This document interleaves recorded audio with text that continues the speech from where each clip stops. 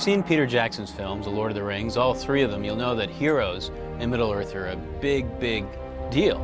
So what we really wanted to do was make sure that the player could use Aragorn and Theoden and Éowyn and Gandalf and all these heroes, even on down to Gollum.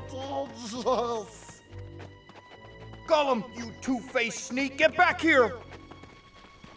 The halflings! Kill them! The way the heroes typically work is that they are either given to the player at the beginning of a mission, or you may be able to, say in a multiplayer game or in a skirmish game, you can go to the Citadel. The Citadel is a thing in the center of your base that's kind of like the main spot. If that goes down, then you're really in trouble.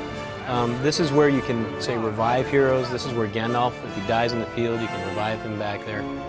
The game is very much oriented toward building up the heroes throughout the game, and we would never say that the game is an RPG. It's RTS through and through.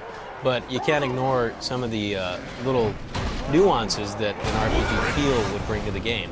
And that has to do with leveling up the characters, and in particular Moria is a great example because it's really early in the game. And when the player exits Moria, he's going to be able to, basically through the way he plays, choose which units he wants to develop early on.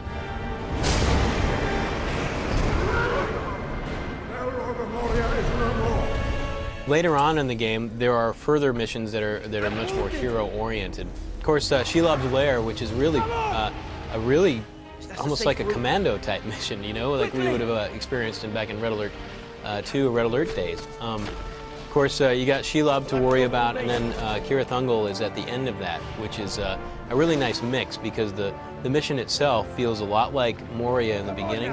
You're trying to go through and get through the webbing and all this sort of thing.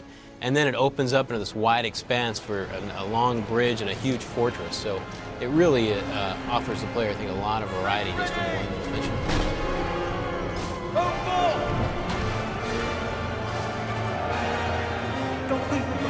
Your heroes go through the level, and depending on, say, a skirmish or multiplayer game that'll be a little faster, you can build up essentially their rank.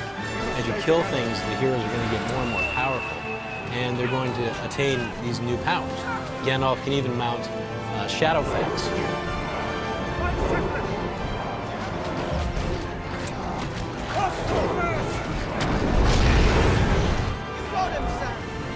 Of course, Frodo has the ring. That allows him to move and be invisible, so he can basically walk around wherever he wants. The unfortunate part about using the ring too much is that the Eye of Sauron will come down on the map, and it will find Frodo, and it goes, "I see you," and then Frodo's kind of in trouble, and then it'll attract all the nasties over and basically kill him if they find him. I see you. There is still hope. On the evil side, we do have heroes there. Of course, Saruman is an easy one to think that might be in the game. He looks just like a little Christopher Lee, which is really cool to get him really close.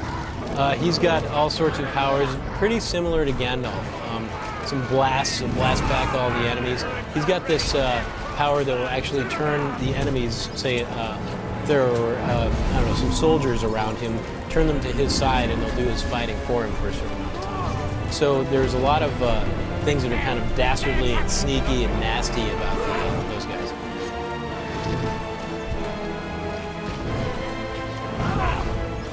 Your hero is going to die, or are they going to live? Are you going to resurrect them, or are you going to finish off Sauron with Boromir in tow, and with Gandalf and everyone else? And that's really what it's all about. Don't leave me behind! Power of the enemy is coming.